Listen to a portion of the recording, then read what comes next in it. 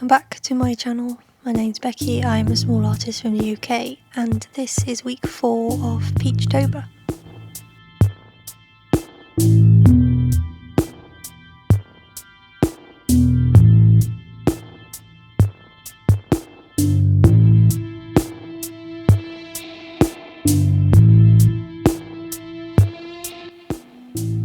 It ended up taking a little bit of a weird, spooky turn towards the end of the week, which is appropriate. I did a lot of self-portraits, which I haven't done for a while. I think it's because every year when Portrait Artist of the Year comes on to Sky Arts, I get the urge to do self-portraits, and then I never end up doing them. So I made a conscious effort to at least do one, which is this coral one, which I really like. It doesn't look a whole lot like me, but I really like the process and I really like using the pinks. And that led to 3 other slightly weirder, a bit more creepy portraits.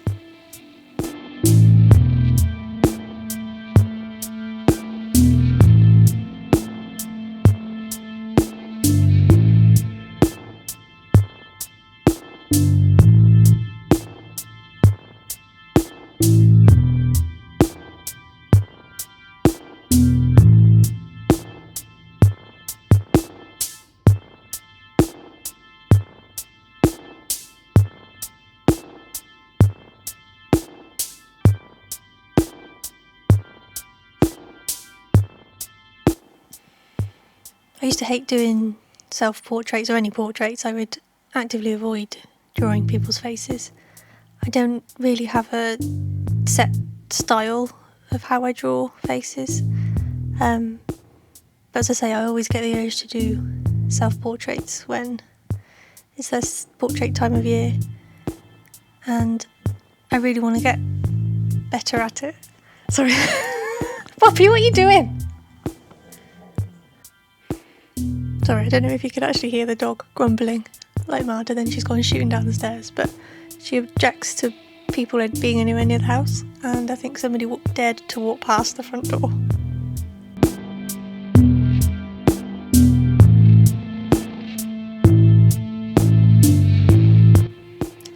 But yeah, I get really envious of people who can do really good portraits. Maybe not traditional ones, but I've got a real style and a real way of making portraits, and that's something I want to work on. I think after this Peachtober now is finished, I think I might dedicate a little bit of time to practicing portraiture.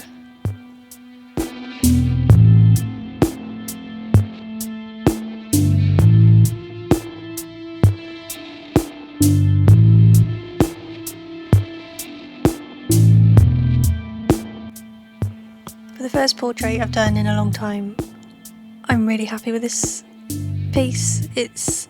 I know it feels very me, which I seem to say a lot at the moment, but I think the way my work's going at the moment, it's developing into something that feels quite natural and how I'm supposed to work, if you see what I mean. Yeah, it's cute and I'm super proud of it.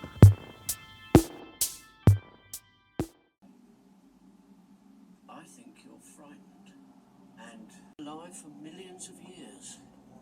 Here's your tea, Mr. Tibbet. What a load of Shirley.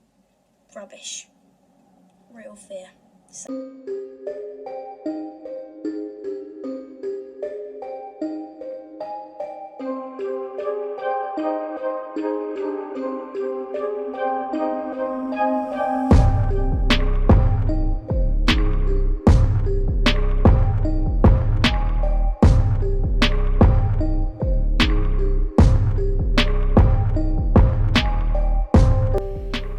During this week, I discovered the Uncanny podcast. It's the same people who did Battersea Poltergeist that I was just listening to. It's where people share their paranormal, supernatural experiences, and it's something I'm super interested in and always been interested in, I think. I love hearing people's ghost encounters, and not aliens so much, but definitely poltergeists, ghosts. It's super interesting to me.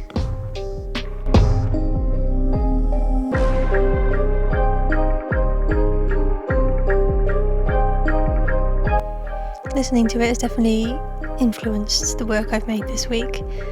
It's taken a little bit of a darker turn.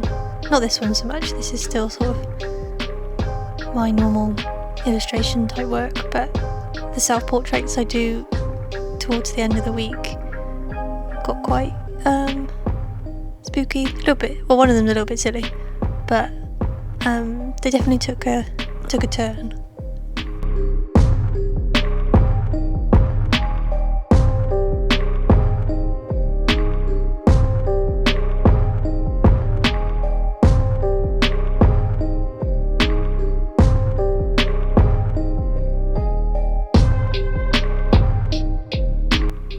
I had another go at the inky sky and it came out a lot better this time. It was on paper rather than the mound board, and that really helps. The paper absorbs it a lot better, but I think I covered it too much with the sky.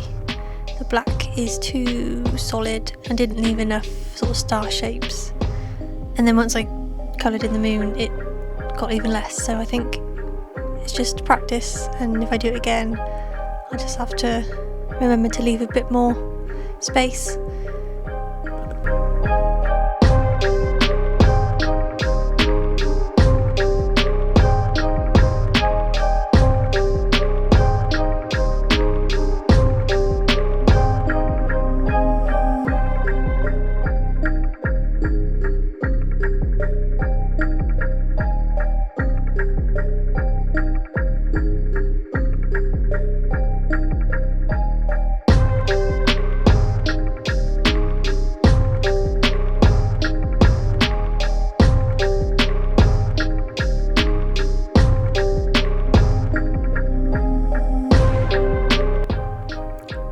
Story is, this is the ghost of a little girl who drowned in the pond. I think by the end I lose a little bit of the sense of it being a pond. I think I went overboard with some of the foliage and the algae, but I don't know, I think you kind of get she's sat in something. She ends up being really cute. I do these tiny pair of eyes on it and it just looks quite sweet.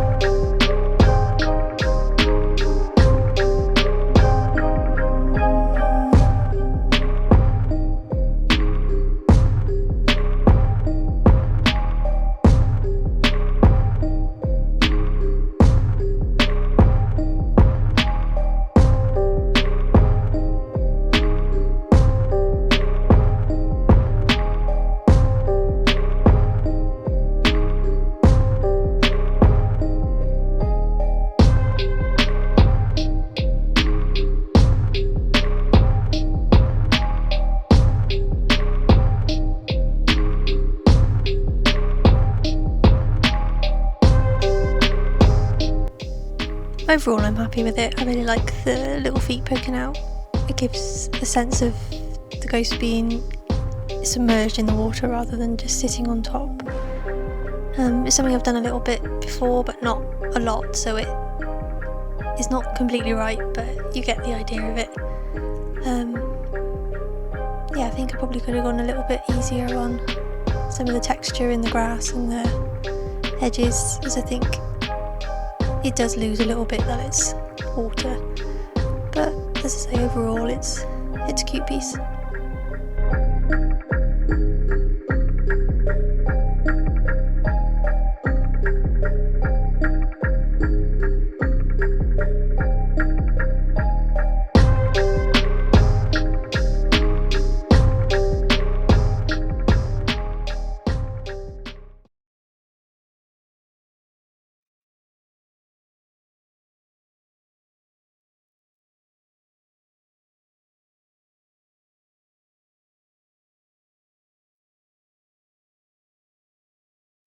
Very, very hard to find. I don't want to wait anymore. Let's get into it. All right.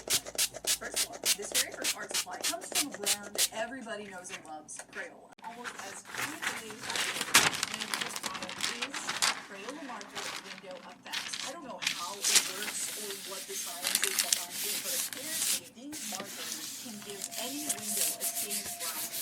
And I'm very skeptical of these because when you look at the reviews online, people took it off. Yes, they absolutely should bring this back. This next art supply, everybody knows Elmer's glue sticks. But did you know, at one point in time, Elmer's glue actually had their own line of crayons.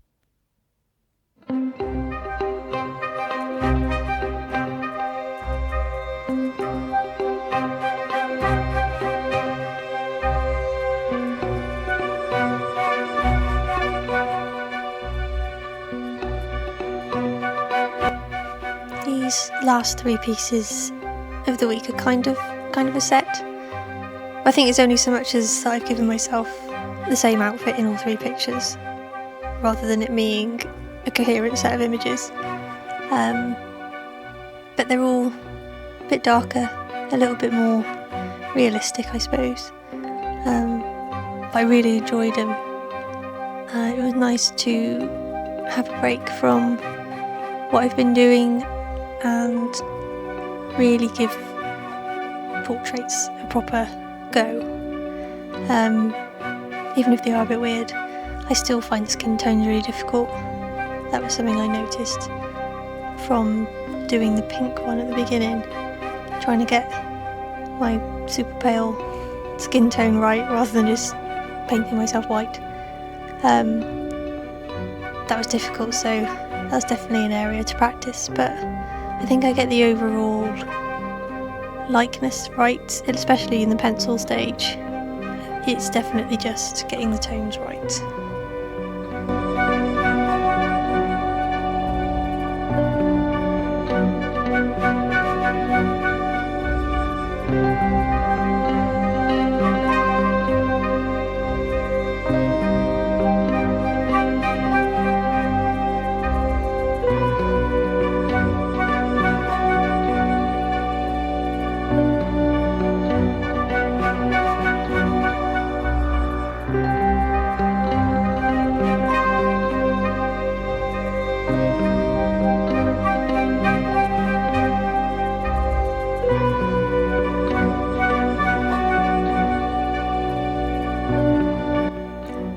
What I really do like about these is mixing the somewhat realistic imagery with some of the sketchy detail that I put over the top, especially in detail on this dress, where I do it with the Caran d'Ache crayons.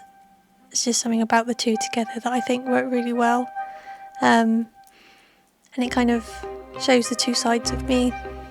I really love scribbling and sort of the realistic portraiture that I'm trying to capture.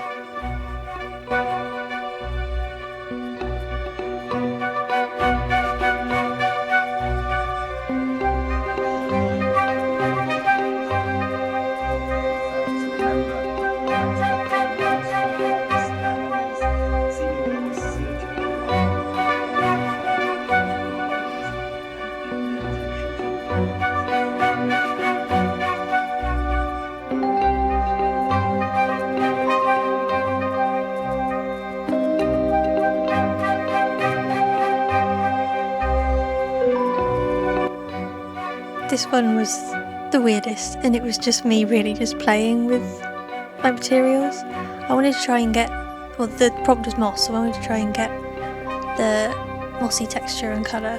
I'm not sure I get it, but it looks weird and I'm down for it.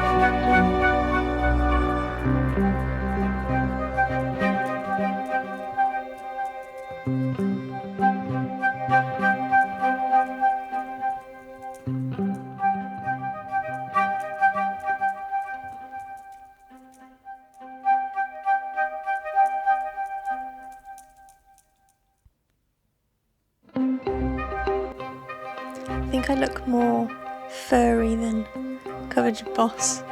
I like the tones, I like the colours. I think I prefer my face colourful than my actual skin tone. So that's something to explore more, I think.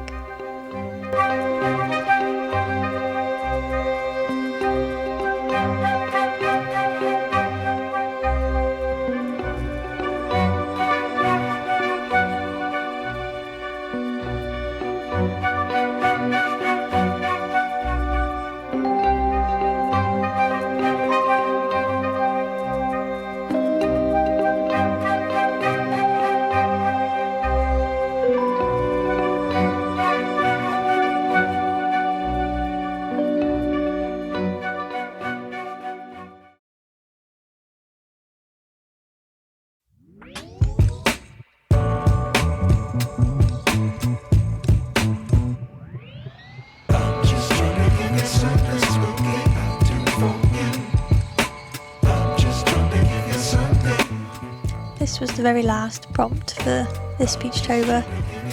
I was going to keep it all obviously realistic, but on the realistic side. But then I thought, no, I'll stick the dog in a ghost costume. Not that she would put up wearing one, but I just thought it was a nice juxtaposition between my super scared face and the dog in a silly costume.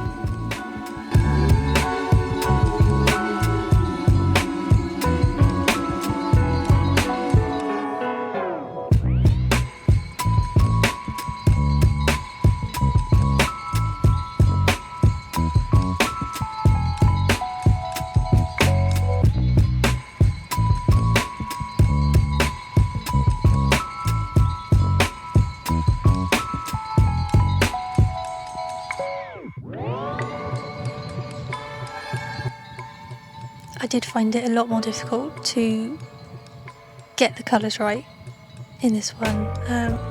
It was definitely a trust the process kind of picture, and then my camera kept dying, so I ended up just fiddling with it for ages off camera.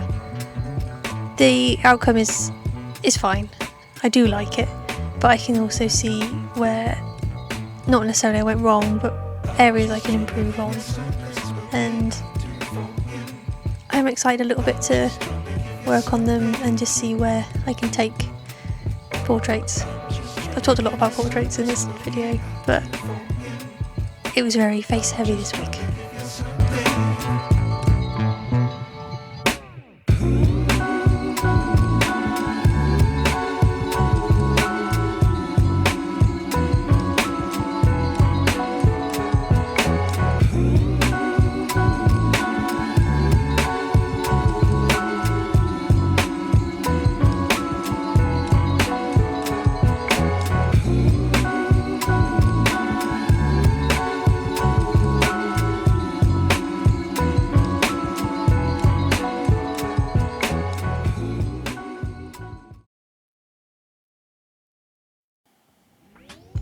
really happy with what I've done this month. I think I did 20 out of 31, which is a lot still, and I'm really glad I gave myself a smaller list to do. It was so much more manageable, and kind of gives me an idea of how much time each piece takes me, so I can maybe schedule myself a bit better if I do it next year.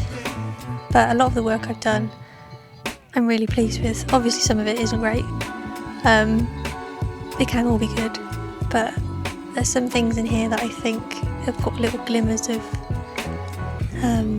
exciting ways I can go with my artwork, and yeah, it's just all about keep pushing myself.